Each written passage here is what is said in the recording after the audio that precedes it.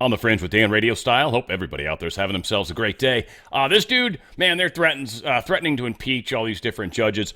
I don't know if that's actually legal. We'll find out. I mean, we're going to go down that path. I'm not trying to be the naysayer here, but what I am saying is impeachment is something that's reserved for criminal activity. I don't believe these judges are doing something criminal, though I think they're operating outside of their rights, outside of what they should be doing. I think there's better ways they could handle this. They're certainly politicizing from the bench. Unquestionable. Well, Jefferson did a little something, and Newt Gingrich brought it up, and we're going to talk about that, because there's a, 1802, something or other act. We'll get there. I don't remember what it was. But it talks about this specifically. Now, I'm going to preface right up front, I don't like that path either, frankly. I don't like the idea necessarily of impeaching these guys. I don't think that's good. I think it sets a bad precedent. I also don't like the idea of using the 1802 thing per se either. We're going to talk about it, though. Some of you are going to disagree with me, I hope, anyways. It's kind of usually the plan, right? I'm not trying to piss you off, but at the same time, you guys shouldn't agree with me always, right? I should be talking about some crazy crap here and there. Talking out my arse, maybe. We got a lot to talk about, a lot going on, and yeah, it's going to be fun. Let's get into it. Let's start off at the start. It's a good place for it. Happy St. Patrick's Day to everybody out there. My girlfriend showed up this morning wearing green, and I was like, oh, I wore that shirt. We usually try to see if we get lucky and match shirts sometimes when we see each other. And she was wearing the green one, which I don't usually wear my green one because I have a green screen, and so any part of my body that's got green on it, it's invisible, which looks cool, but it's confusing to many. So, yeah, she reminded me today, and fortunately it was all over the place as well. But we have also McGregor, Conor McGregor of the Clan McGregor. He's wishing us all a happy St. Paddy's Day as well. He's walking weird. Now, I would never say that to his face. This dude would pummel me. He would break me. He would hurt me. I'm sure of it. But it does look funny the way he walks. Happy Paddy's Day, America! And Brad, that's barely even green. That's barely even green, right? Come on. It is green, I guess. It's a weird shade of green. I don't know. Maybe that's like Irish green, right? Like that Irish Springs soap, because we all know that's made in Ireland, of course. You know, where the leprechauns are. I'm kidding, of course. Conor McGregor talking about the illegal migration going on. There is rumors of him potentially running for president or whatever the hell they call it in Ireland. I'm not sure if he's come out of the presidential closet yet, if you will, but here is him making some strong accusations against the state of affairs. He was supposedly there talking to Trump. Trump loves fighters and stuff, so they could have just been talking about MMA for all I know. Anything's possible, but needless to say, here's his brief words. What is going on in Ireland is a travesty. Our government is the government of zero action with zero accountability. You know, our money is being spent on overseas issues that has nothing to do with the Irish people. The illegal immigration racket is running ravage on the country. There are rural towns in Ireland that have been overrun in one swoop, that have become a minority in one swoop. So issues need to be addressed, and the 40 million Irish Americans, as I said, need to hear this, because if not, there will be no place to come home and visit. Yeah, there will be not a place to come home and visit. I will say I've got Irish in my family, but it's from the step side, if you will, or my half siblings and stuff. They've got some Irish in them. Me, no. I'm a total 100% Euro mutt. I think we've got Scottish. I think Dutch, the name, way back when. But anyways, not going to get into all that because that's not super helpful at the moment. So this is kind of funny. The breakdown that is occurring in the Democrat Party, amongst the Democrats, just in general, the path that they have to support, the things that they have to come out in favor of in order to call themselves a Democrat. I'm telling you what, this is one of the hardest times in the history of the world. I think that's actually not hyperbolic. In the history of the world, this is the hardest time for any Democrat to openly be a Democrat. It's got to be harder than when it was like back in the 40s, right? If you were gay and for some reason you wanted to try to come out of the proverbial closet, yeah, that didn't go over well back then. At all, in fact. It kind of seems like that for them right now, sort of. And I'm pissed. Yep. Okay, so, there's actually little that the Senate minority leader can say, and the 10 Democrats that voted with the Republicans can say, to appease somebody like me, I'm about to change my registration to independent. The Democratic Tea Party was born the same day that Chuck Schumer took to that podium to read that very well-crafted statement that told us he folded like a paper napkin. Okay, this is so funny, right? But you know what's so interesting is that it's always the Democrats that are viewed as the united party in Congress, right? And now look at them. They're, as far from being united as you can imagine. What happened, David? Loss of control in the American people and what happened on November 5th. They were rejected. Think about the election rejection of all the leftist policies, that parents don't have a right to what's happening with their kids in school, DEI, mutilation of children, security. We were talking about that in the first part of the show. The fact that the economy was headed in the wrong direction because of their deliberate actions and overspending. And they told us it was just transitory when it came to inflation. Eventually, the people woke up and said, what's my desired outcome? And when they looked at it, they went, it's not that. Look, Simone Sanders, I don't know who's watching her anymore when she speaks, but nobody that's watching her is going to come over to the Republican side soon unless they're just watching for the laughs of it. So let them self-destruct, let them go further left. Simone Sanders, by the way, in my opinion, and that means little to nothing. Again, it's always proportionate to the width of the head. This is one of the key things that's really, really hard to fake, right? Now here's the problem, is depending on when transgendering or transitioning occurs. If it occurs prior to puberty, very different outcomes, but you still end up with body size that doesn't match. It's just the way it is. So women, if you put their heads together, like if you were to draw a circle around their head and then draw an equal circle right next to their head on both sides, right? Normal women, their shoulders come about 2/3 into that second head, right? So her second head would come out about, I don't know, here, maybe? And so her shoulders should be over here. Men, on the other hand, you can put two heads next to each other and their shoulders generally start just barely after the second head. Hope that kind of makes sense. But her shoulders are extraordinarily broad for a broad. I don't think this is a chick. Or maybe she kind of is now, but I don't think she used to be. Anyway, it's neither here nor there, but she's not happy with her party. I'm certainly, if she ever hears what I just had to say, she's probably not very happy with me either. Over 22,000 people sign a Democrat petition against Chuck Schumer. They are pretty pissed off at this dude. They are chucking this dude under the bus. Couldn't happen to a bigger douche? Nah, I don't know. I take that back. There's a few douches I think it could happen to that are potentially as big, possibly bigger, like Schiff. I don't know. It'd be fun to see him. He's kind of a bigger douche. Fauci, I kind of feel like he's a bigger douche, in my opinions. I don't know. You guys put in the comments below who you think the biggest douche is, huh? And hopefully you spell it right. And also, by the way, make sure you hit that thumbs up, please. It makes a huge difference on the channel. And if you could, please make sure you've subscribed. If you haven't already, that's extraordinarily helpful as well. So Schumer apparently was going to go out on a book tour, because you got to make money when you sell your soul. But apparently, due to security concerns, he's postponing this. And I think it has more to do with the fact that nobody likes him right now. So thusly, nobody's going to show up to his book burning signing party. And because of that, it would be very embarrassing to him now, wouldn't it? Because we'd have cameras there showing nobody in line or very few people in line. So that's interesting in the big picture. And what's funny, and maybe we've succeeded here, guys, we'll see. My guess is he's never going to get his celebrity back. And because of that, I don't think there's going to be a future book signing tour, ever. Because nobody is going to like him. They're going to throw this dude under the bus. This dude is being sacrificed for the greater good. Here's a funny place. I'm not going to play all of it, maybe about a minute of it, just because it's annoying enough at a minute for all of us. But pretty funny. Raskin Geyer, matey. He couldn't keep whoever this gentleman was. It was one dude. One dude. And he messed up this press conference, and you could just tell he's getting to him. It was gorgeous. God bless Donald Trump. Oh my gosh. Jamie Raskin and other senators get totally silenced by this guy. It doesn't appease your president. Career criminal prosecutors. He's still your president. He's doing great things for America.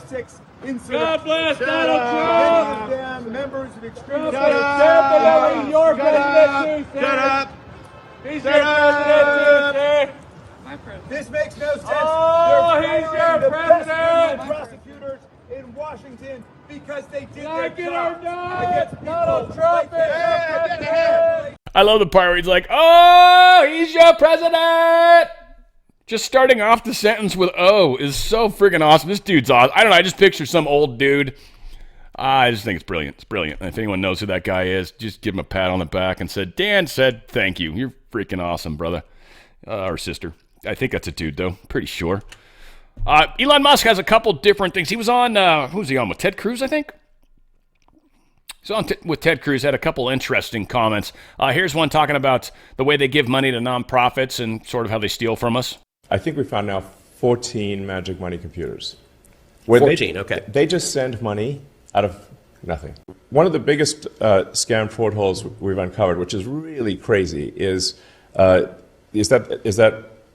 the government can give money to a so-called nonprofit with very few controls, and then there's no auditing subsequently of that nonprofit. Basically, left-wing organizations in America funded by left-wing billionaires, essentially. Is it like Act Blue or what? Act Blue is one of them. Arabella, the classic. It's funded by the blue, basically the left-wing NGO cabal. Yeah, exactly. Nothing truly surprising. Now, here's where he actually gets into the printing machines component. And he was just sort of hinting at that. He's going to spend about a minute plus actually trying to drill into what those 14 money printing or money-making magic money machines are. Right here. One of the things you told me about is what you call insane. Magic money computers at the Treasury. So tell us about it, because I never heard of that until you brought that up. Okay, so you may think that that the government computers all talk to each other, they synchronize, they add up what funds are going somewhere, and it's coherent. There's and that the numbers, for example, that you're presented as a senator, are actually the real numbers. One would think. One would think. They're not. Yeah. Okay. They're not totally wrong, but they're probably off by 5% or 10% in some cases. So I call a magic money computer any computer which can just make money out of thin air. That's magic money. So how does that work? It just issues payments. And you said there's something like 11 of these computers at Treasury that are sending out trillions in payments? They're mostly at Treasury. There's some at HHS, there's one or two at State, there's some at DOD. I think we found now 14 magic money computers. 14, okay. They just send money out of nothing. Guys, this is for my Texas fans out there, if you guys can help me out here. I'm assuming it's illegal, because I'm about to go to Texas. Maybe I'll buy a pair of boots while I'm out there, and I know a bunch of you guys will be like, "Oh, I'll take you," because there's a few of you that are in my little inner circle, and we'll be hanging out a little bit. I don't particularly want a pair of cowboy boots, by the way. I understand you get a really good pair, and you put them on, and it's, pretty awesome. So I hear you. I've worked in Texas. I have a lot of friends in Texas. My old company was based in Texas. I'm not unfamiliar. That's how I always joke about the tacos, because I know what's up. But I can't tell. I'm thinking Musk is wearing boots too, but all three of these dudes are wearing boots. They're wearing suits and boots. Boots and suits. I don't feel like that goes together. That's where it's tripping me. I know in cowboy, you put on your cowboy hat and your boots and your suit and tie. I don't know. For some reason, it just seems weird to me, right? I feel like boots are when you're walking out in the field with the horses and the cows and stuff. It's my weirdness, I guess. But yeah, I'm just wondering, is this you have to wear boots if you live in Texas? Is that the law? If you wear tennis shoes, are you a bad person? I like tennis shoes, and I'm kind of a Doc Martin guy when it comes to boots, but whatever. Like I said, I don't own a pair of cowboy boots. I might buy a pair when I go out there. Might do it just because, I'm supposed to. Maybe if my girlfriend's lucky, I'll buy her a pair too, even though I don't know. We'll have to take up line dancing as my guess. I don't know what we're going to do. We're going to have to. We're going to have to. What else are you going to do with cowboy boots? And I'll have to get some sort of weird shirt and maybe some Wranglers. I don't even know what kind of jeans. Like, they messed Levi's up, by the way. Have you guys noticed that? Levi's are only stretchy now, which I don't know. There's like, I saw two that weren't. The button fly, which was cool when I was younger, when I was afraid I was going to zip my thing up, when I was running around commando a lot more because it was fun to do. But they're all stretchy now. What the crap? I hate them. Like, I can't wear them. They're so uncomfortable.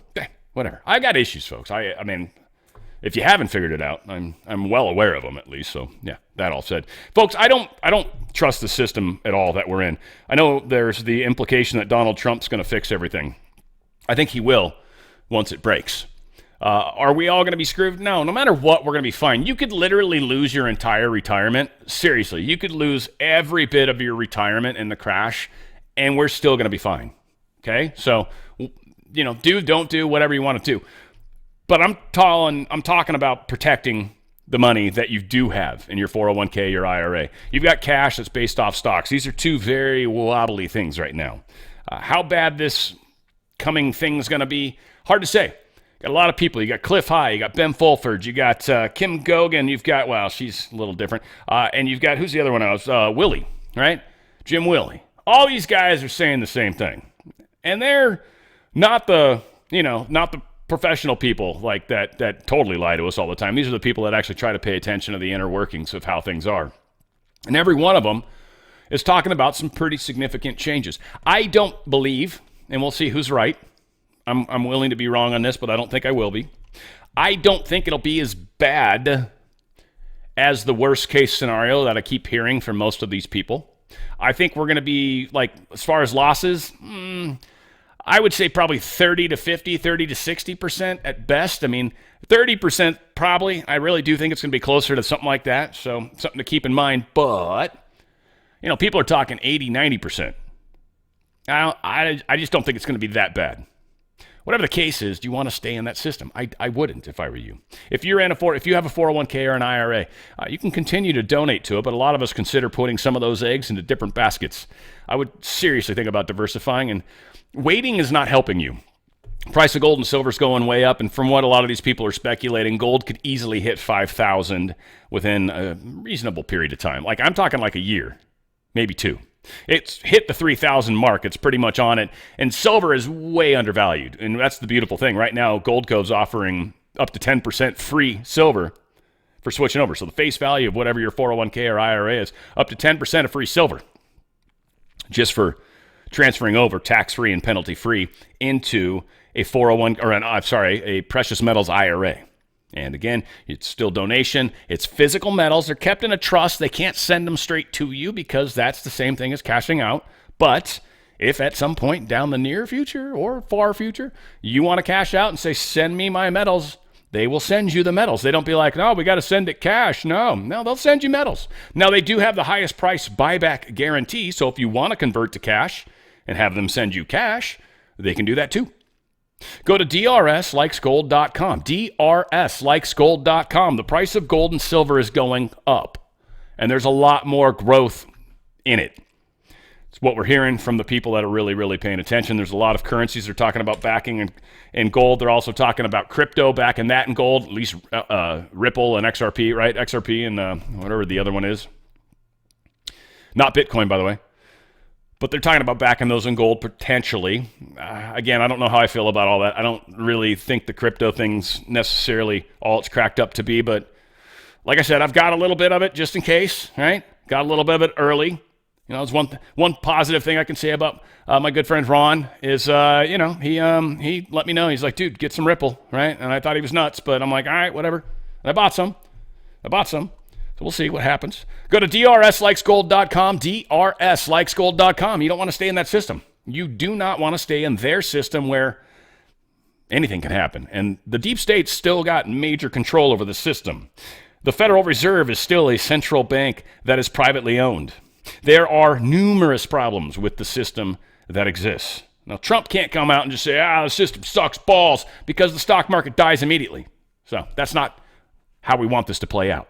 But you don't want to wait until the deep state is finally beaten, because that's that day when 30 to 60% could very well disappear, only to maybe take 10 to 20 years to come back, maybe less, maybe more. Who knows? I think the system's changing. Again, I think we'll all be fine, no matter what. No matter what. But I highly recommend thinking of getting out of their system, protecting as much of your wealth as you can before you can't. Go to drslikesgold.com, drslikesgold.com. Get out of that system before they get out of you. Donald Trump truthed this out, talking about the pardons that sleepy Joe Biden gave to the Unselect Committee of Political Thugs and many others are hereby declared void, vacant, and of no further force or effect, because of the fact that they were done by autopen. In other words, Joe Biden did not sign them, but, more importantly, he did not know anything about them. The necessary pardoning documents were not explained to or approved by Biden. He knew nothing about them, and the people that did may have committed a crime. Therefore, those on the Unselect Committee who destroyed and deleted all evidence obtained during their 2-year witch hunt of me and many other innocent people should fully understand that they are subject to investigation at the highest level.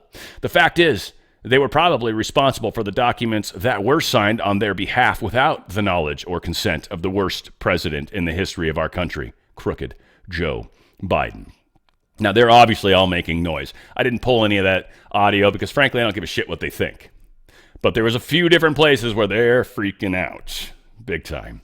And it's precious. Again, it's just, I didn't care. The one thing I saw was, I forget his name, one of the House representative dudes that's no longer in there. Kaminsky? Is that right? Anyway, he's freaking out, and he did like 3.5 minutes of freaking out, and yeah, I didn't even listen to it. That's how much I seriously don't give a shit what these guys think.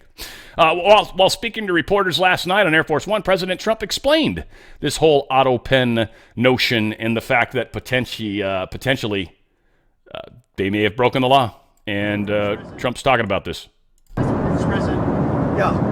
To follow up on the Biden auto pen, are those executive orders, those pardons from the former president now null and void? Well, I think so. It's not my decision. That'll be up to a court. But I would say that they're null and void because I'm sure Biden didn't have any idea that it was taking place. And somebody was using an auto pen to sign off and to give pardons to, as an example, it's just one example, but the J6 Unselect Committee. They gave pardons with an auto pen. I don't think Biden knew anything about it. And what they did is they deleted and destroyed all of the information that took them over a year to get. And the reason they did that is because the information was very incriminating about them. Like Nancy Pelosi, it was determined conclusively that she knew about 10,000 soldiers and turned it down. And if we used 500 soldiers, you would have had no problem, let alone 10,000.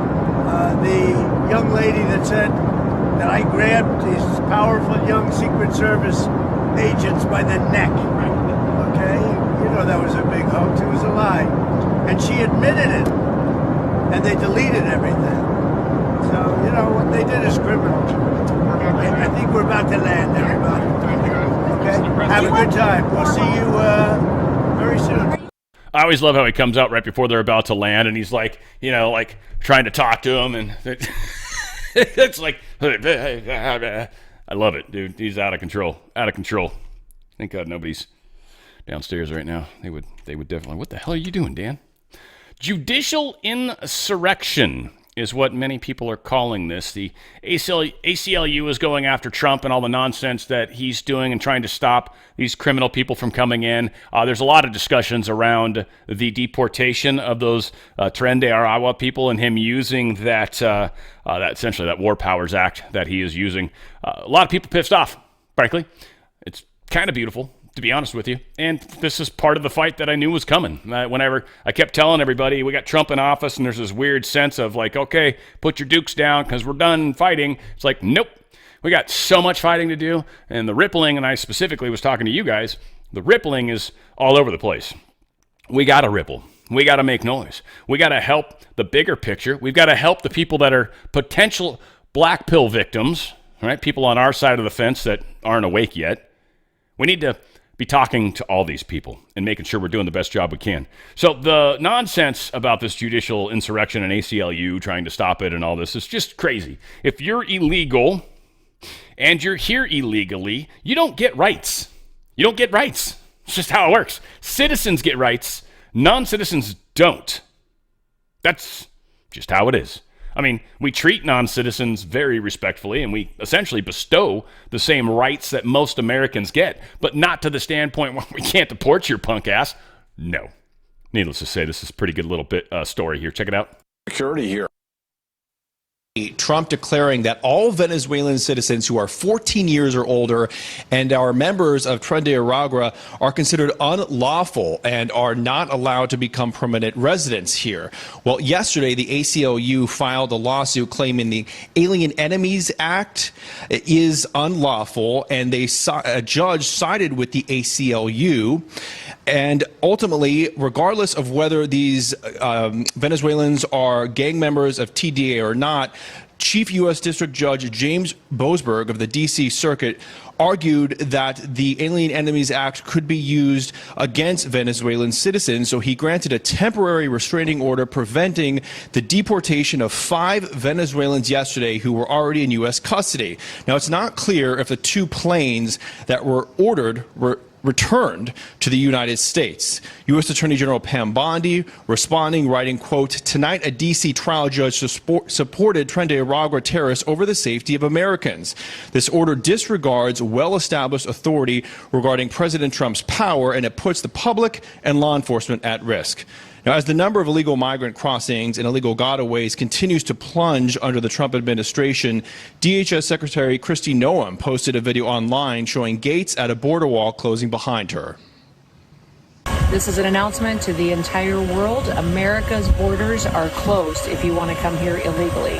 We only want people in our country who love America and want to follow our laws. And on the topic of TDA, I've been investigating and tracking just one Venezuelan migrant over the past couple of weeks, a suspected TDA gang member in Chicago. Pedro Colmenares was deported in 2022 under Biden, yet he was arrested and released 3 separate times in Chicago. ICE tried to get a hold of him, but Sanctuary Cook County denied a detainer, and he was just arrested a 4th time. He is a murder suspect, and he was arrested recently for kidnapping and sexually assaulting a woman. Back to you guys. Thanks, Matt. Finn, thank you. Sure. Yeah, we want to keep that guy here. Right? Yeah, we want to turn that flight around. Yeah, bring the plane back. Bring it back. Bring these guys back that arrested 4 times. Listen, you mentioned earlier, Joey, it was a good point. There's only 5 guys that were on that flight. So they're probably pretty well vetted, pretty certain that those were Tren de Aragua members. Yeah, we spoke earlier with Jonathan Fahey, former acting ICE director, and we're trying to understand, is this judge taking issue with this law, this really old law, and the fact that it's being used at all, or is he taking issue with the way the Trump administration is interpreting it towards a gang or terrorist organization instead of a country? He seemed to really think that this is more the latter. But in any case, this is the same law that was used to justify the internment camps of World War II, and it didn't get struck down by the Supreme Court then. So they've had a long time to decide if this law is something the president should be able to use. More on his reaction. Let's listen to Jonathan Fahey. I think he really is overstepping his bounds, and I think he will be reversed, or ultimately they'll have a hearing on the merits. He'll probably rule against the Trump administration, and then it will get reversed with a higher court, because the executive branch has discretion to make these types of decisions, particularly in wartime. And remember, we've declared Tren de Aragua a foreign terrorist organization, but it really is a disgrace, because this is the only way they can deport them, because some of them have status because of the Biden administration, even though they're gang members. So, the Biden administration created this problem, this emergency, and the Trump administration is simply trying to protect public safety and national security here. I hope to God that dude's nervous, and that's why he's like, and my name is Dan, and I don't know how to breathe, like when I talk, and then I have to, and then I, what the hell, dude? I'm gonna make myself choke trying to fake breathe like that. Dude, take a breath. And then start talking. Yeah, all day long, and you don't have to, right? Kill yourself or me, in the process of trying to make fun of you, which I deserve, mind you. Don't get me wrong. So yeah, it's going to be interesting, right? They're fighting us. Obviously, there's a court thing. We'll get to it, I guess, maybe right now, hopefully. There's a court where they're going to essentially ask him, should be over here or something like that, but they ask him, hey, how far along were these guys when we gave the order for you to turn around? Trump's going to, lie or tell the truth or whatever the case was, but he's going to be like, dude, they were already out of the country at that point. And, hey, here's the thing. If you're sure of it, cool. We've talked to Venezuela. They said they'll give them back if we decide we want them back. So, yeah, for now, they're in a good place. What's up? Talk to me, Goose, is essentially what they're going to say to the judge. Judge is going to have a huge problem with that. Now, something that's interesting in a lot of ways, extraordinarily significant, show of force, show of power, and show of defense. I don't think it's for what they claim in the Daily Mail. So Trump deploys a U.S. Navy destroyer. He just says, I assume it's got some friends with it. It'd be weird. They're capable of hanging on their own. They're extraordinarily powerful, and as long as they're not in between China's mainland and Taiwan or something by themselves, even then they'd probably fare okay. They're very fast. They've got excellent abilities to defend themselves, but they've also got major offense. Tomahawks and everything under the sun. Now, Tomahawks, by the way, are not that hard to shoot down. I kind of wonder how safe those are, but they do, and we've got some that are very, very low flying.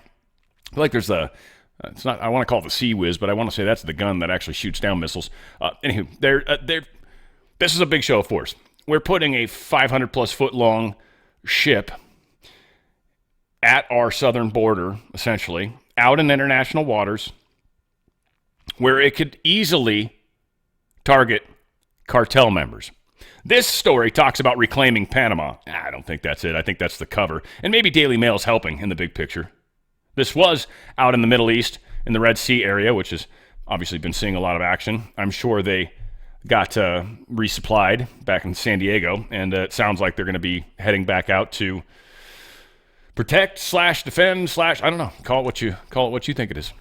Now, the Yemen's Houthis have claimed to have attacked the U.S. aircraft carrier USS Harry Truman. Can't talk, it seems. Out in the Red Sea. Now, first off, again, aircraft carriers never travel alone. They travel in large packs. I want to say over 10 ships, typically, right? 10 to 15, maybe. Supply ships, they got destroyers, they've got submarines, at least one, typically. Whole bunch of stuff. So the idea that a carrier was just lonesomely passing through one of the more dangerous parts is unlikely. But the possibility that they were attacked or had drones shot in their general direction, very likely. A lot of the attacks that we've heard on our Navy ships have been meager at best, and typically the ones that get anywhere remotely close to us get shot down, but it doesn't even seem like that ever happens. I certainly haven't heard of any damage yet. Better not. But if they ever did want to justify a war, and this was I was afraid of when Biden was in office, yeah, doing damage to an aircraft carrier was a for sure guaranteed. The United States people would have been like, yep, got to nuke them, and we probably would have. That would have been bad as far as I'm concerned. There would have been very little chance of talking people back from that ledge. So thank God, I guess, that we didn't go down that path. DOGE chain of command revealed in court filing, showing that Elon Musk's not even the boss, not a part of DOGE, is not an employee of the government. And a lot of people wanted to be able to force him into testifying, force him into giving information, the Freedom of Information Act, but he's not an employee. He's a private citizen. So this really F's up what the deep state's plan was, or the Democrats, or call it what you want. So Elon Musk does not work at USDS, period. Just period. He says, I do not report to him, and he does not report to me. To my knowledge, he is a senior advisor to the White House. Amy Gleason, the acting administrator of DOGE, wrote. So, yeah, this is not playing out the way the deep state wanted. Top Commerce Department official sent a blistering email to his former colleagues on his way out the door Sunday, warning that the Trump administration is poised to unduly enrich Elon Musk's satellite internet company with money for rural broadband. Yeah. Again, stupid stories talking about Trump or Musk getting some sweet deal, but Musk's not in charge. Musk isn't doing this. And, by the way, this isn't directly talking about the group, and Evan Feinman was the individual that's making all these claims, and he was also the individual that was in charge of the $42.5 billion broadband program for the past 3 years. And in the past 3 years, this $42.5 billion broadband program that was supposed to bring broadband to needy people has brought broadband to 0 people. 0 people in 3 years, $42.5 billion, and 0 people have broadband. It's not like they need to build infrastructure. Broadband exists all over the place. 0 people have gotten broadband, $42.5 billion budget. Yeah, he got fired, and he's bitching about it. Shut the fuck up, dude.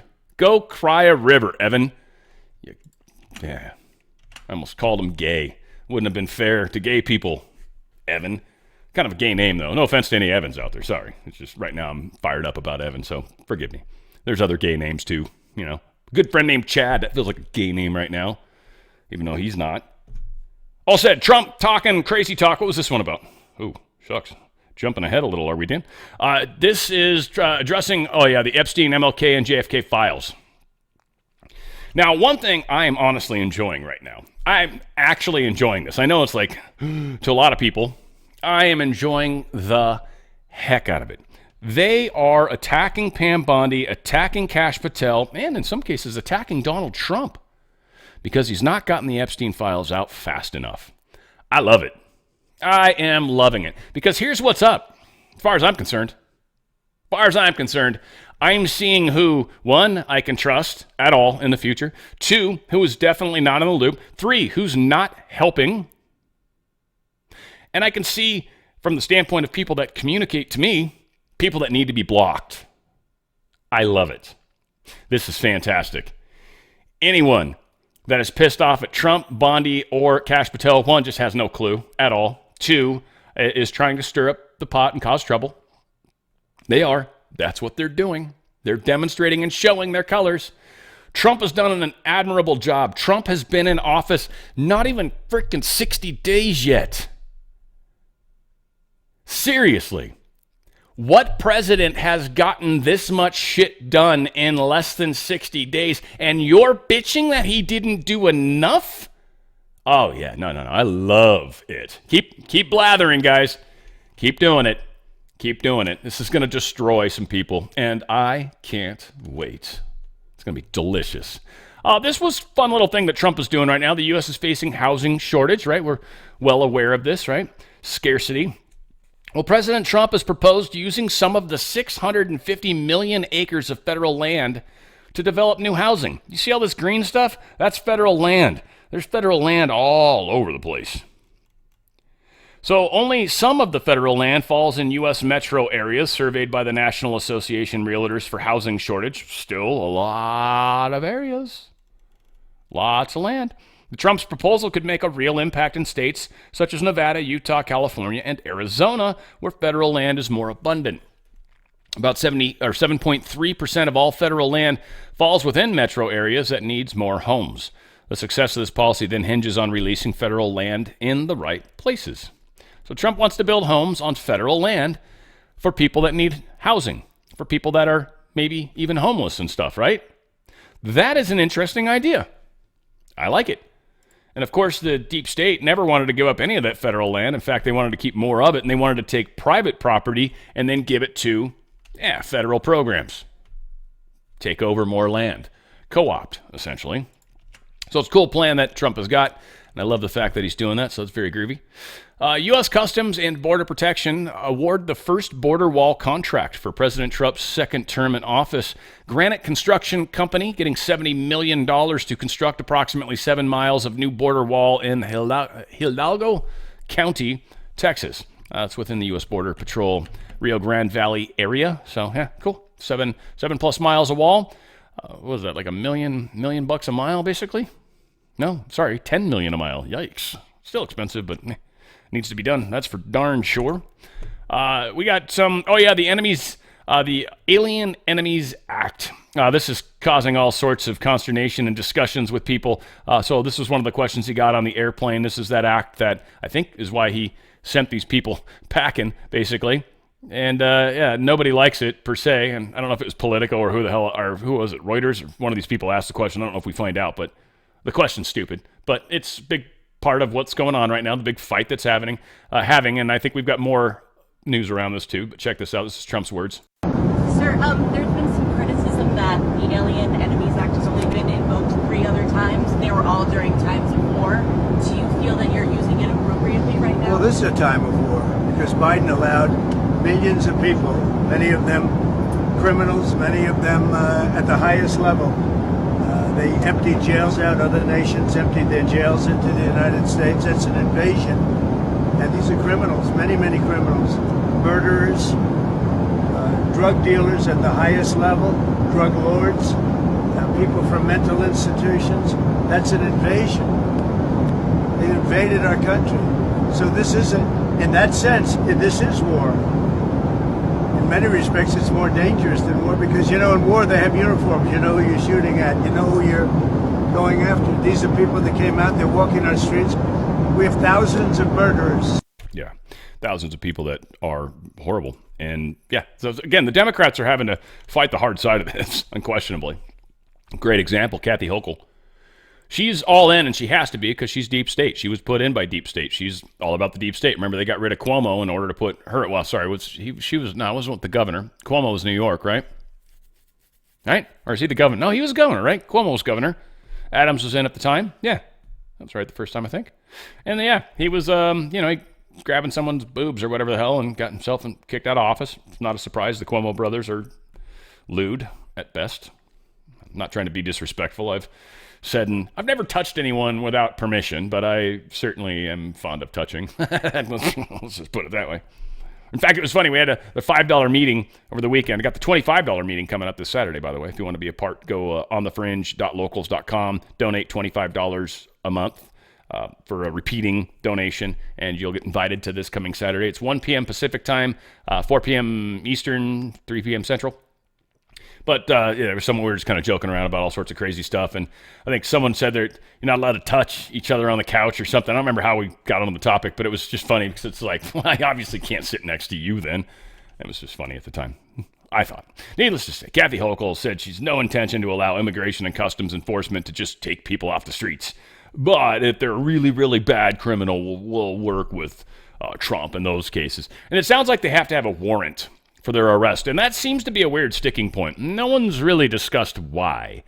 I don't know if ICE doesn't ever get warrants. They just go. And then if they got a warrant, it would probably give notice to the individuals that they're about to go after. So that might be a big part of why they won't do it, because it would announce their presence. And they're not about doing that because every time they've announced their presence, the cities that are sanctuary try to save the actual illegal people rather than the American people that voted Trump into office overwhelmingly, by the way, the majority. And so again, I wish we could get the real voting numbers in, because then I think it would put people like Kathy Hochul in her place. I think Kathy probably literally believes that, Trump barely won. I actually think they believe that. I don't think these people are sophisticated enough to realize how bad the cheating actually is. It's funny. Someone asked Tom Homan, they're like, hey, why are you using such an old law? That's weird. To claim you're using a 200-year-old law to circumvent due process. An old law? Not as old as the Constitution. We still pay attention to that, don't we? But some would say this is... How many more times do you play? Damn! I feel that was appropriate response. Yeah. Not as old as the Constitution. We still pay attention to that, you goof. Federal judge in Washington has ordered at 5 p.m. hearing on the Trump administration using the Alien Enemies Act to deport people it alleges are Venezuelan gang members. It alleges. I like that. This is literally people that have committed multiple crimes, too. Multiple crimes. And they're not citizens, by the way. Again, this judge is out of his fucking mind. U.S. District Judge James E. Boasberg said the government should be prepared to answer questions about the timing of the deportation flights and changing of custody. Yeah, they're going to ask them, where were they, how far along in the journey were they? And I'm sure the Defense Department's going to say they were already landed by the time you put your order in, dude. We intentionally didn't tell you guys it was happening. We didn't leak it to anybody because we knew the second we did, it would leak to you guys and you would do what you did. So we intentionally held back the information. Then, shortly before you found out, I went ahead and told the person that I know leaks. We told them. And then we followed the leak, and it ended up straight to you after its roundabout way. And then you did what you did. Yeah, they were already on the ground. They're not going to say all this to the judge, of course, but I bet you money that's pretty darn close to kind of how it played out. Civil rights groups on Monday sought immediate clarification from the Trump administration about weekend flights deporting alleged Venezuelan gang members. They're alleged. They're fucking criminals. Not just because they came here illegally. They're all accused of doing illegal shit while they're here. You all are awesome. Keep fighting the fight. People on the left, I love it. I love it. Keep it going. Seriously, as long as you can. I dare you. Because you guys are looking like idiots. So, of course, it's Reuters. Keep it up, guys. I love it. Like, seriously, I love it. I know it's freaking out a lot of you guys. It's awesome. Just sit back and enjoy. This is, in my opinion, one of the best parts of the movie. Watching these news agencies self-destruct. They are supporting criminal behavior. It's fantastic. Love it.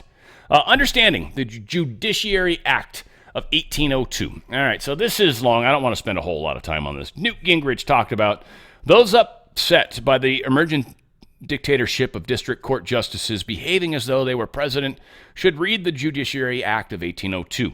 Jefferson and his party completely revised the court and abolished a series of Federalist judges they deemed illegitimate. Now, see if I can find the abolished series. All right, so one of the most contentious aspects of the Judiciary Act of 1802, I'm not going to read it all. You can look it up. You should look it up, actually. You should read about it. It's not very long. But it was targeting the Federalist judges. Jefferson and his party argued that these judges were not representative of the electorate's desires.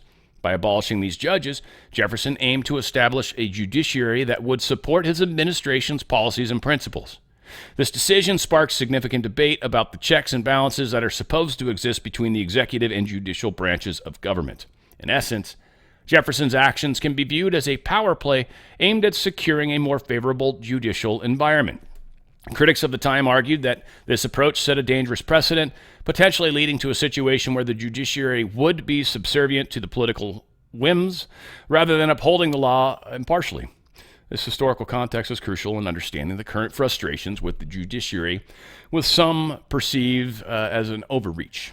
Now, here's the thing, in my opinion, all right? Just take it for what it's worth. Grain of salt at best. But back when Biden was president, Biden felt, or at least they'd told everybody in the country, that they won the election.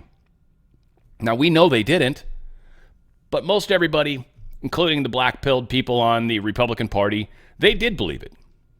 And what Biden wanted to do was he wanted to restructure the Supreme Court, wanted to add more justices, wanted to get rid of judges that were fighting him, because there was plenty of judges that stopped Biden's illegal stuff too. Now, not nearly as many times that it's happened to Trump, but certainly the student debt was a big one. And there was a few others that Trump definitely shot down.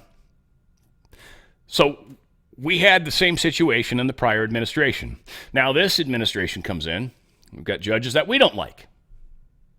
And so let's get rid of those judges. Well, that honestly makes us no different than the other side. Well, let's stack the court too. Should we do that as well? Because he actually got rid of judges. Jefferson did back in the day. I don't know. I don't think that's the way to go. I get that these judges suck, and I get that they quote unquote are stopping Trump from doing things. I think ultimately Trump's going to do what Trump's going to do, and I think we just saw an example of that and how that plays out. I'm so looking forward to finding what he admits to or acknowledges or says. But ultimately, he's going to do what he's going to do, and so that's awesome. So how this plays out is going to be very interesting. And the Supreme Court needs to rein in or at least set precedent on what is okay and what isn't okay. And again, we had justices that stopped Biden from doing stuff. So there's a place for this. How it happens and whether it steps on the executive branch's feet and prohibits them from doing something that they claim to have rights to is, well, something needs to be defined. Criminality, sure. Giving money back to people, well, you can pause that and slow it down. You can pause people being deported too, but ultimately it's got to be heard and seen by the courts, right? So how we let this play out is very important. But just getting rid of judges we don't like or claiming to impeach them or wanting to impeach them, even though they haven't done anything criminally wrong, we're doing exactly what the Dems did back when Biden was in office. Just saying. I know you don't want to hear that because we're righteous and it's great when you're the righteous one, right? You believe everything you're doing is perfect or, worth it or correct. Substantially groundless and vexatious. Great word. Irate judge orders Fani Willis to pay attorney's fees for intentional violations of open records laws. I kind of feel like we already talked about this, but it seems like the judge kind of really did hammer in on this individual that took the open records request and just didn't do anything about it. And so the judge, this is what the judge said, Mr. Bond indicated that he refused to communicate by telephone with Ms. Merchant despite testifying that his usual practice is to call a requester to get additional information when a request is unclear. While there is no requirement under the Open Records Act for Mr. Bond to call any requester about a particular request, Mr. Bond's handling of Ms. Merchant's requests in this manner indicates a lack of good faith. The evidence at the hearing also demonstrated that Mr. Bond failed to produce or meaningfully inquire about numerous non-disclosure agreements based on his unnecessarily limited interpretation of the request as pertaining only to media agreements. After Mr. Bond consulted with defendant's counsel, Mr. Bond understood the request to include confidentiality agreements and produced 22 such agreements. Later on, an office-wide email was sent and numerous other agreements were identified and produced. Mr. Bond also testified he did not conduct any searches or make any other meaningful search efforts in response to plaintiff's request for promotional and rebranding materials, claiming he did not know what the request sought and there were no searches to perform. Yeah, the judges didn't like that. Hit him down hard, knocked him down hard. Fani Willis is screwed further, and $54,000 plus they're having to give to this Ms. Merchant. D.C. drops Proud Boys lawsuit. This is pretty awesome. Attorney General's office in D.C. dropped its lawsuit against the Proud Boys and Oath Keepers over the January 6th attacks. They claim they don't have the budget to continue fighting this fight, which seems interesting. What that would imply to me is that their money has been taken away from them because obviously you've got a larger budget typically than the individuals you're bullying. But it sounds that the money has dried up for them and they've now decided, I guess we're not going to keep this lawsuit going. So that's excellent. That's good news, right? We are making some progress. Despite Trump win, RNC keeps foot on the gas with election integrity efforts. Apparently there's been 3 different cases. There are lengthy legal battles related to the prevention of election fraud in March across key states, Arizona, Georgia, and Washington. That's pretty awesome. These cases represent that a lot of times things get started and resolved during an election year, but many times they don't. And the RNC doesn't walk away from them. So the current RNC seems to be actually fighting for the Republicans, which is a first, I think, ever. Caroline Leavitt declines to attend the White House Correspondents Association dinner, kind of basically just saying, yeah, this used to make sense, but that was back kind of, she didn't say it this way, but, like the deep state media and the fact that a lot of presidents didn't give nearly enough time with the press. That's changed. Trump is always in front of the press every damn day for taking questions and everything else. Obviously, Biden didn't do that. Trump did it before, of course, but it was a little more hostile than it has been this time around. It's kind of fun. But yeah, she basically says, I'm not gonna go out there and do that. I don't know if she says it. Maybe it's worth, we'll skip it. It's not that important, but yeah, cool that she's doing it though. Cool that she's doing it. We got a TikTok here. What's this one on? Oh, this was actually good. This talks about blood pressure. Me and the girlfriend look at our blood pressure a lot, mostly hers because she's always in the red. Like I got one of them little machines, you put the little cuff on your arm and, and it puffs up really hard and then you can't feel your fingers for a second and then it figures out what's wrong with you. This is powerful information. Talks about, and this is a doctor telling us this, and it talks about how the measuring numbers changed. Like they've literally changed it. And, he says it perfectly. He speculates appropriately. He doesn't just assume why they do it. And that's actually, for those of you guys that get banned from places, it's when you say things that are factual, like you say something as if it's factual without actually having the factual information. It's one thing if you allege it and say that, I think this is what they were doing. Totally cool. You can do that all day long. When you say this is what they were doing, now you've broken the law, technically. Just giving you guys some advice. I know you think you can say whatever you want, but if you don't actually know, if you haven't looked at the real information and you're just basing it off of somebody else's opinion or somebody else's thoughts on the matter, you're going to put yourself in a dangerous set of waters. So just, word of the wise for those of you out there that are content creators. All said, he does this perfectly. This is actually a great example of a lot of things, and the information is powerful. I think you guys are going to enjoy it. Check it out. The criteria for high blood pressure was 160/90. That's when the doctor started talking to you about your high blood pressure and whether you should take medications. There was another method of knowing if you had high blood pressure, especially as you got older, was the systolic number had to be 100 plus your age. So if you were 70 years old, it was perfectly acceptable to have your blood pressure 170 over something. As long as it was lower than that, everything was A-okay. Then somehow, about 30-ish years ago, when I was in school, the numbers changed to when you were supposed to give someone medication. We were taught in our school that when someone had high blood pressure that was 140/90, that's when you were to send them out to their primary care doctor and have them take medication. Well, then in 2017, something happened. And that is, a study came out that said people's blood pressure should be lower than 120/80. Now, that is a pretty lofty goal. That is very low, such that almost hardly anyone can pass that. When you go into a doctor's office in the middle of the day, you've already had stress. You're already stressed about being there. Maybe you've been waiting in the waiting room too long. You probably had coffee or some type of food prior to that appointment. Then they rush you into the room, usually put the blood pressure cuff off over a number of clothing as you're dangling there, as they're asking questions. There's a whole host of reasons why your blood pressure is going to be above 120/80. If you are above 120/80 now, you're going to get a talking to. You're going to get a little spanking, little slap on the wrist. The doctor's going to talk to you. But if you're above 130/80, now that's the criteria for medication. Now let me know what your opinion is. Is this simply corporate greed from pharmaceutical companies to lower the margins so low that almost no one can pass, and thus every one of us should be on blood pressure medication? Or are the pharmaceutical companies so altruistic that they just want to help humanity that they've made the criteria such that they're really saving lives and preventing us from having a heart attack or stroke? Let me know what you think is the answer down in the comment section down below.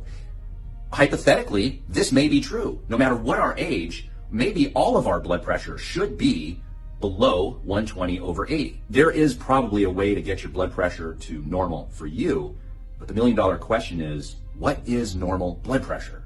What should our blood pressure be when we're 20 years old?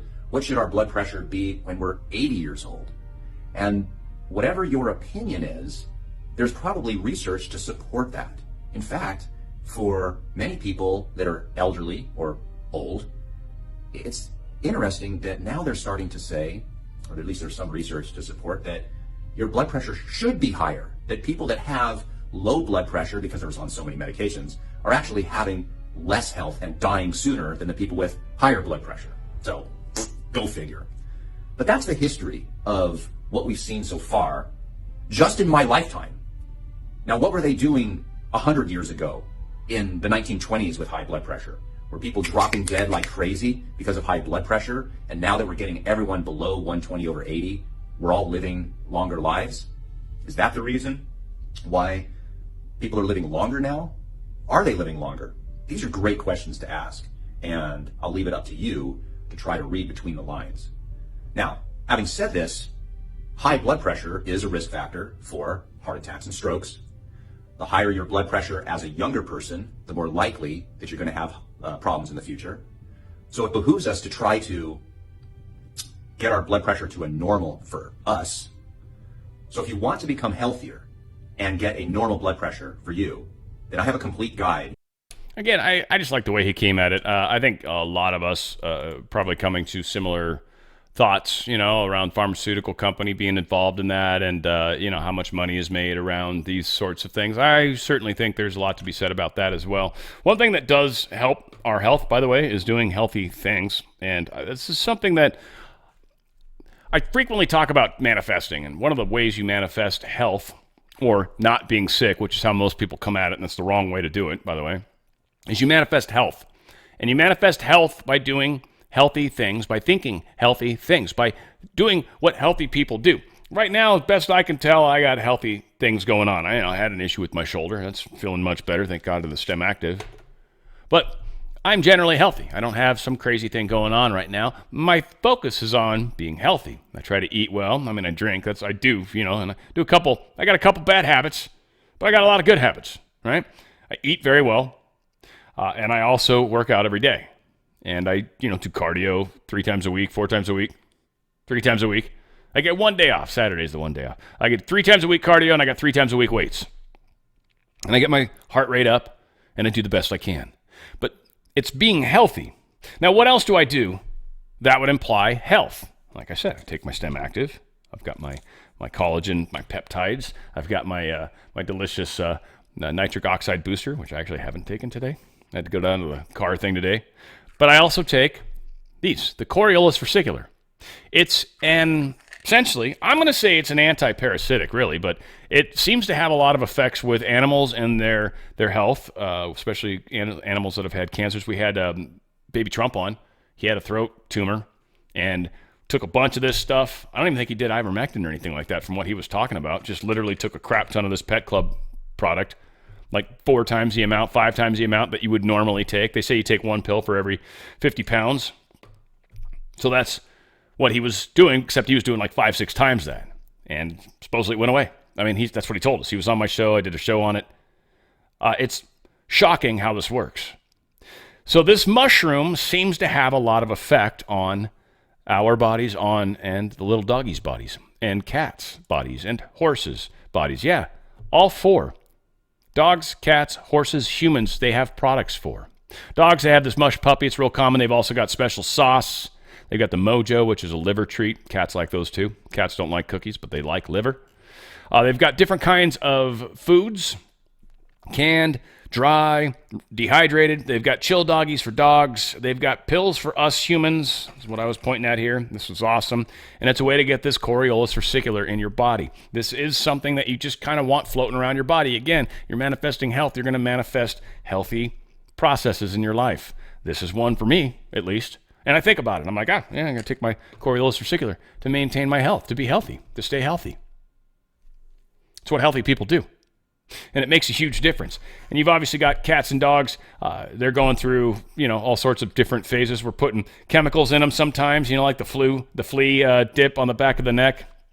It bummed me out so bad that we did that to my dog, but it worked so well that I was like, I can't handle the fleas, and there's nothing else worked. Nothing else worked, not even close. And the stupid stuff on the neck worked, so it wasn't good for her.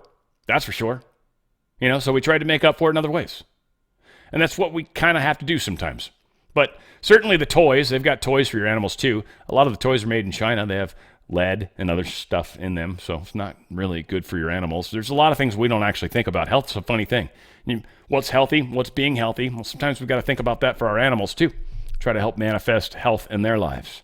A lot of things you can look into. This is a great website to do it. danradiostyle.petclub247.com. That's danradiostyle.petclub247.com. Click on the shop button, and from there you're going to have all sorts of cool options. Dogs, cats, horses, humans, all the above. We got packs and other cool stuff. Check it out. Go to danradiostyle.petclub247.com. That's danradiostyle.petclub247.com. Donald Trump truthed this out, just spoke with the acting administrator of NASA, Janet Petro. She's coordinating our team of highly respected scientists, space engineers, and various other geniuses who had agreed to let our astronauts come home prior to the 2 weeks period originally approved by NASA. Janet was great. She said, "Let's bring them home now, sir," and I thanked her. This began when I asked Elon Musk to go up and get the abandoned astronauts because the Biden administration was incapable of doing so. They shamefully forgot about the astronauts because they considered it to be a very embarrassing event for them. Another thing I inherited from that failed group of incompetents.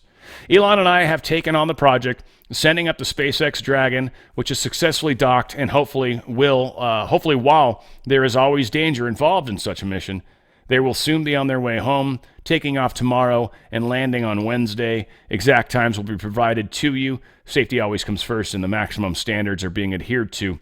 But after 8 long months of a mission that was supposed to be just 8 days, it's time. I look forward to seeing Butch and Sonny, and I thank you, NASA, and Janet as well. Now, this was posted today. I thought I saw a video of them already leaving, but it might not have been the case. It might have been of previous missions, but whatever the case is, I think they're supposed to leave today, and then, of course, like he said, land on the planet on Wednesday. And it does take a little while to deorbit and get yourself to the proper orientation, and I'm sure some of the timing of it is tied around that.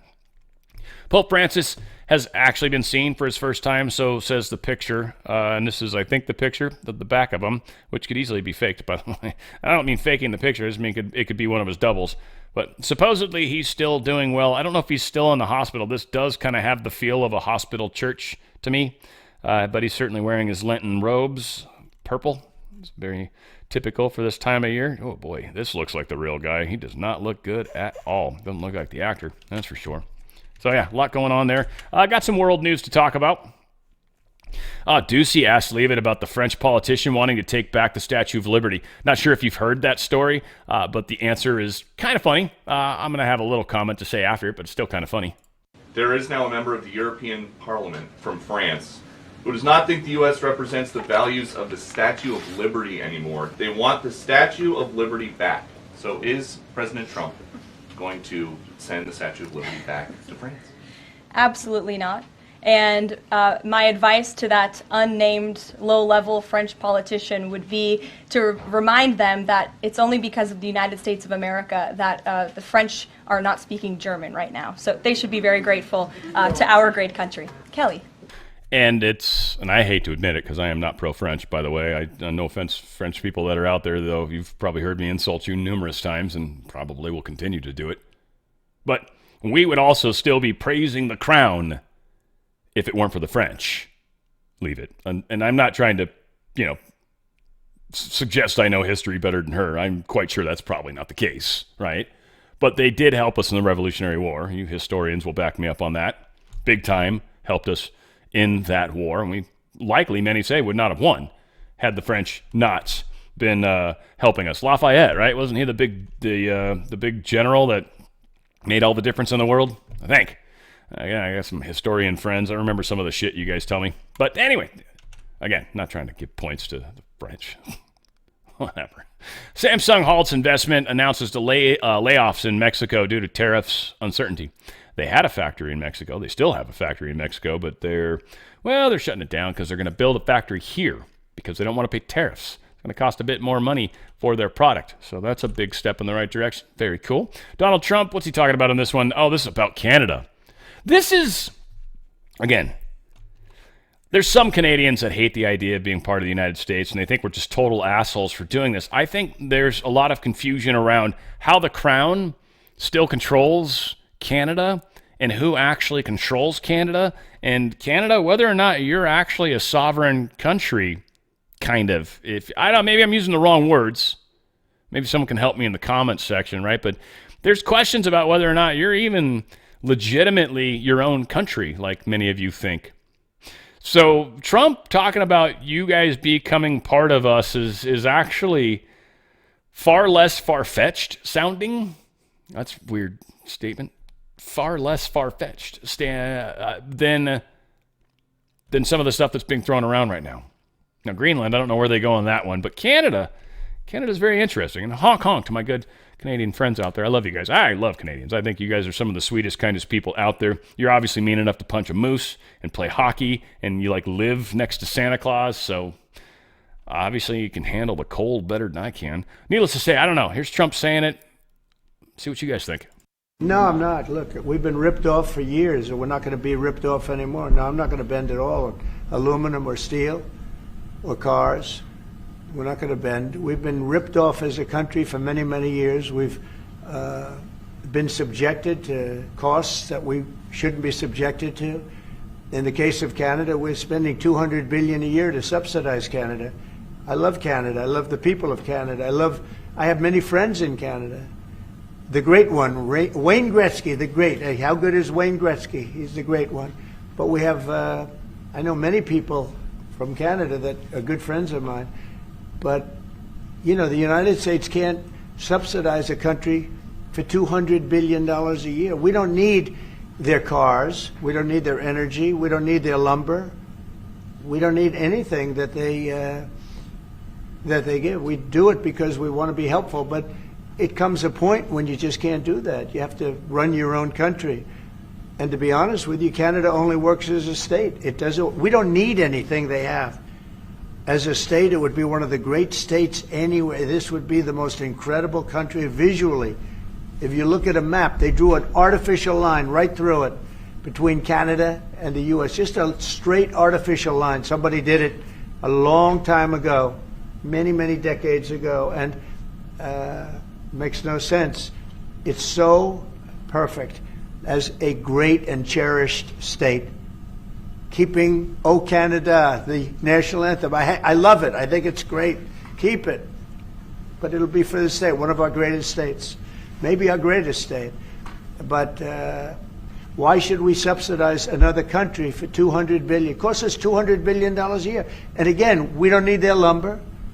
We don't need their energy. We have more than they do. We don't need anything. We don't need their cars. I'd much rather make the cars here. And there's not a thing that we need. Now, there'll be a little disruption, but it won't be very long. But they need us. We really don't need them. And we have to do this. I'm sorry. We have to do this, yes. And that's kind of the hard part for Canada right now. And I feel bad for Canada. You guys have been mismanaged, No, obviously. I'm not. And $200 billion. That's a crap ton of money to just give your friend over and over and over and over and over and over and over. And at some point, you're like, dude, are you ever going to get a job? No, man. You're paying me $200 billion a year. Why would I get a job? That's stupid. I'm not going to give you $200 billion a year. Whoa, dude. Let's not talk crazy. Viktor Orban did something really radical. I bet Trump's almost even a little jealous.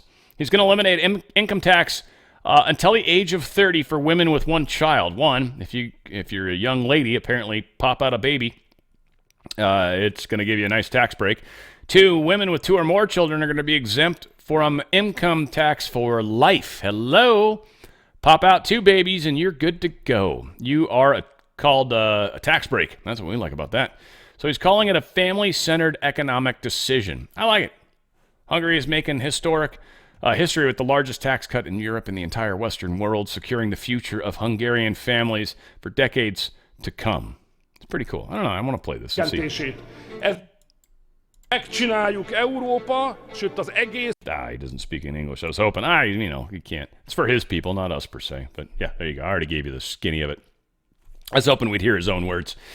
Thousands of people gathered on Rio de Janeiro's Copacabana beach on Sunday in a show of support for former Brazilian President Jair Bolsonaro. He's facing charges. A lot of people are pissed. A lot of people love him. A lot of people are showing up in support. I don't know. We'll see. It's pretty beautiful. He's up here doing his talk. I'm surprised someone's not up in a building right over here. That would be one of the places a lot of people would set up, right? So hopefully there's a counter sniper there. I don't know how this works, but there's so many places that are dangerous for this young man. Hey, all said. We'll see what happens. Hopefully Jair, I think it's Jair. I don't know how to say that. It's Jair, isn't it? I think it is. And it's not Spanish. For all you people that think Portuguese is like Spanish, no, it's not. It's very different. It's similar sounding, but it's very more fluid. Like bless you is, what was it? Cheers is Saúde, right? Saúde? I think it is, something like that. Yeah, crazy. Jumai, that's how you say awesome in Portuguese. I worked with some people from Brazil. Good people, though. Great people. Gorgeous women. Good. Jesus, Lord. Gorgeous, gorgeous women. Oh, my Lord, have mercy. Daggum, even. Why do they say Holy Toledo? Any of you guys know? I got to look that up. I heard someone say that the other. Holy Toledo. And I was like, boy, poor Ohio gets a lot of shit, right? Cincinnati's Mistake by the Lake? And then you got Holy Toledo. Like, I don't know. I don't know what's going on out there in Ohio. There's All sorts of crazy phrases are coming from that part of the world. U.S. is going to withdraw from group investigating responsibility for Ukraine invasion. We're literally yeah, we're not going to keep trying to blame Putin. It's funny how it works when you're literally trying to stop a war and trying to become friends with somebody that you've been a dick to for a long time. You're like, all right, I'll stop doing all the dicky stuff I was doing. And he's like, all of it? And you're like, yeah, fine. All of it. But there's a lot. That's the problem. There's a lot of things we're being dicks about. So, yeah, here's one thing that they're doing. Trump says Putin talks will discuss Russia and Ukraine dividing up certain assets. He said that with his own words. I'm not quite sure what that means. We're doing pretty well, I think, with Russia. And we'll see if we have something to announce maybe by Tuesday. I'll be speaking to President Putin on Tuesday. And a lot of work's been done over the weekend. We want to see if we can bring that war to an end. Maybe we can, maybe we can't, but I think we have a very good chance. What sort of concessions will you be seeking to have Putin make to get a deal done? Well, I think we'll, be talking about land. It's a lot of land. It's a lot different than it was before the wars, And we'll be talking about land. We'll be talking about power plants. Because that's up, that's a big question. But I think we have a lot of it already discussed very much by both sides. You'll ask him. Ukraine and Russia. You'll ask him. We're already talking about that, dividing up certain assets. Yeah, and they've been working on that. Yeah, we'll see what dividing up assets actually means. Sorry, I got a phone call in the middle of all that, so a little bit of a edit job I had to do. Netanyahu moves to fire Intel chief who is investigating his aides. This is another weird move. I'm not sure what's going on. Again, I don't just ultimately trust Benjamin Netanyahu, especially after reading the stuff I've been reading in that Mario Belio book. Oh, my Lord, have mercy. And it's not that there's anything wrong. It's just that where a lot of the shenanigans have really started tends to fall in the area of Israel, the original family of Jacob, if you will. And so it's interesting. I don't know. There's a lot of, it's just a fascinating book. I'm not trying to criticize or be a dick to anybody. I support Israel. I support Jewish people. The gentleman I bought the house from is Jewish. I love Jewish people. I've had very close friends that are Jewish. So it's not that at all. But it is an issue of whatever this control mechanism is, this old school, even potentially the people that are sort of related to, what are the names that we give to the people from Ukraine? Drawing a blank on the Khazarians, right? Like there's just some questions about where all these people come from. So anyway, I don't just give a pass, unfortunately, to Benjamin Netanyahu. This is a crazy place, a crazy time. Trump's talking about potentially furthering escalations with Iran. So we're where we are. I'm kind of going along with things right now to the best of my ability. But yeah, he's decided to remove Ronan Barr as head of the Shin Bet Domestic Security Agency. It's like firing the head of the CIA, which could be a very important thing. Again, don't know. I don't know how to feel about this. Probably a good thing, maybe. I hope. Don't know. But yes, this has never really happened before. No government has ever fired the head of the Shin Bet, Israel's most powerful security agency. That's kind of like when Trump declared war with the CIA. So I don't know. This might be a really good thing, and maybe Benjamin Netanyahu is our boy. This seems like it could be in that direction because the Shin Bet is where a lot of this power resides. So we'll see. We'll see. I don't know. I don't want to make up my mind on that one just yet. Personally, still open. Still waiting to see.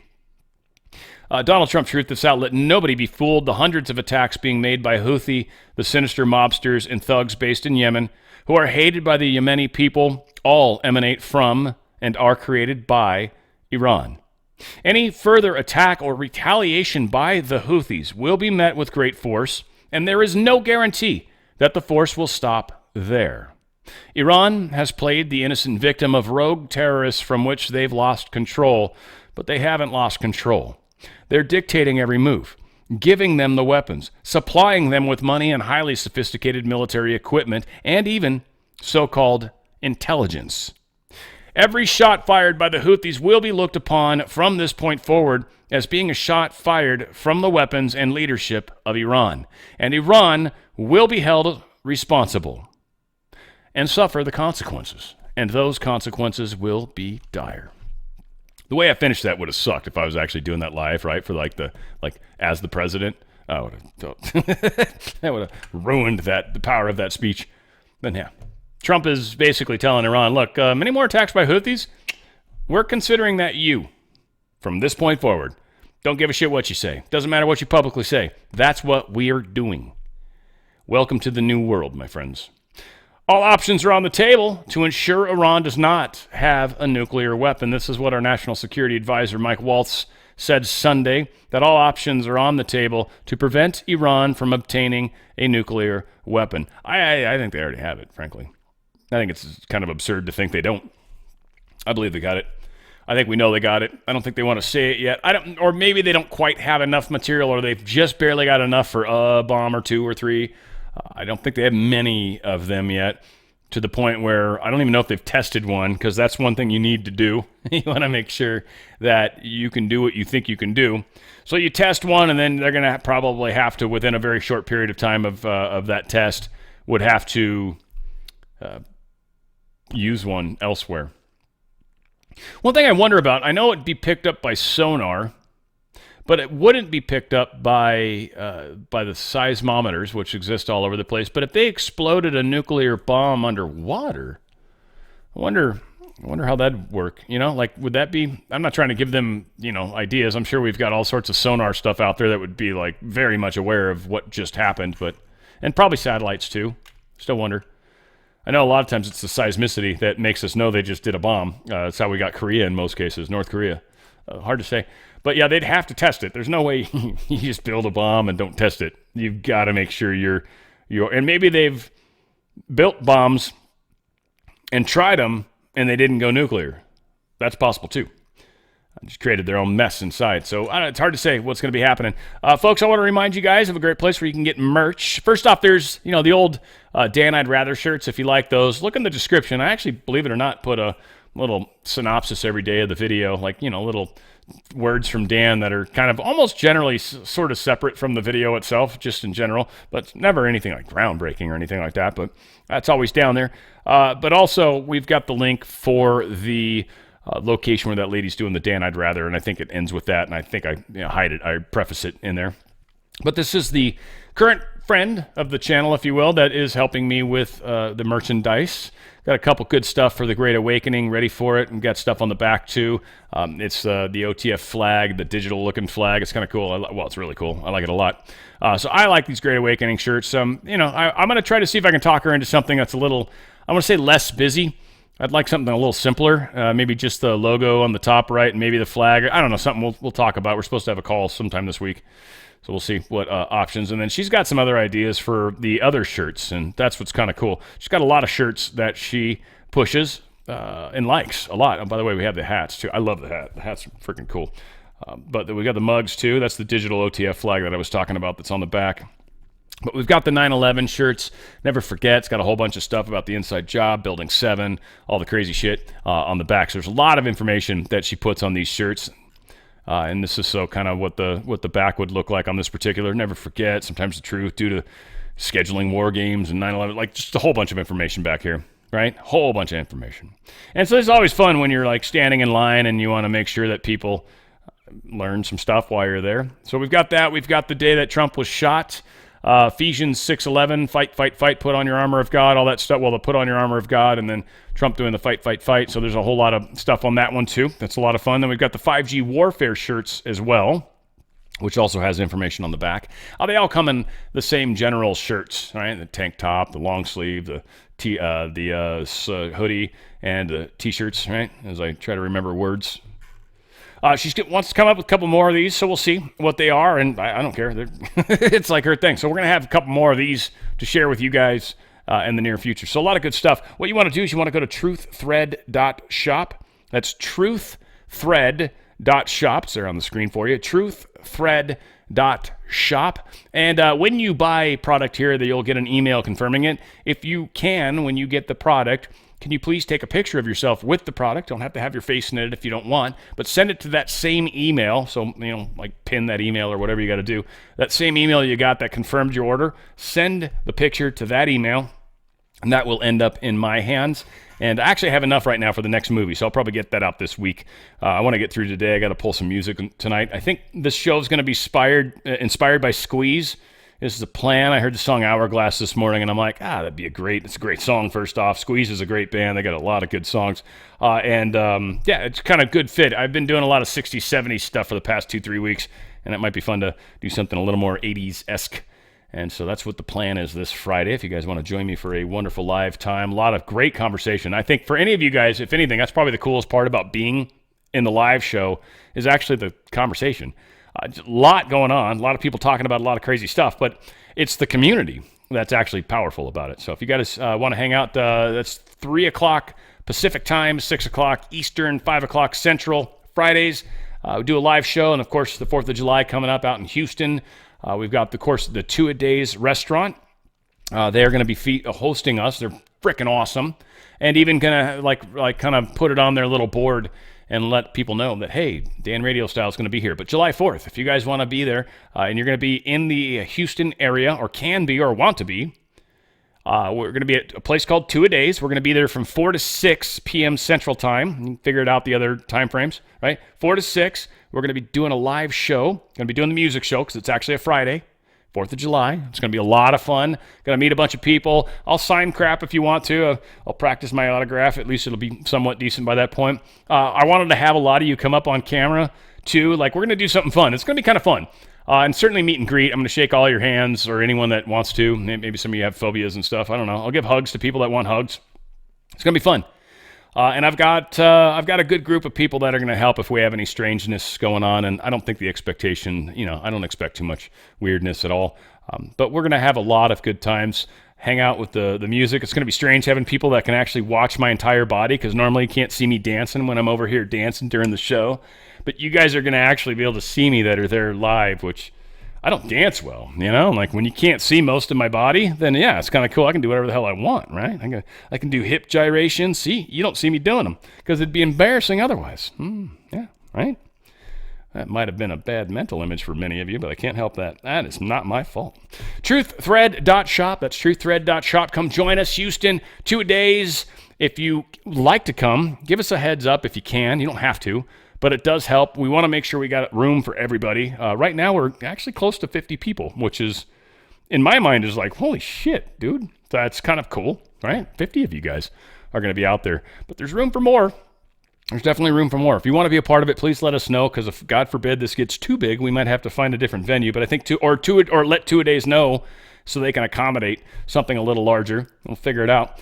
All said, email. Just let us know. Give us a head count. Don't email if you can't come. Don't care. And it's not to me directly. It's going to somebody. They're not going to forward any emails to me. 0 emails will get forwarded to me. So please don't make poor Nana work that hard for stuff like that.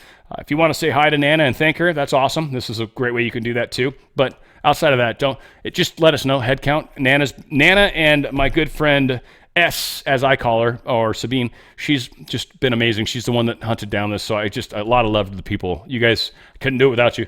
I couldn't do it without you. It's obviously the amount of money I pay you, which is 0.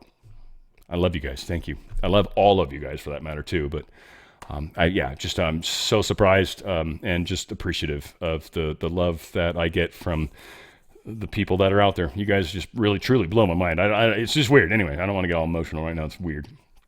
What I do want to do is finally close the show out and look forward to doing one with you guys tomorrow. Crazy news happening all over the place. Most important thing to remember, and certainly you ripple makers, I'm here with you. We're working together. Where we go one, we go all. It's on the Fringe with Dan Radio Style.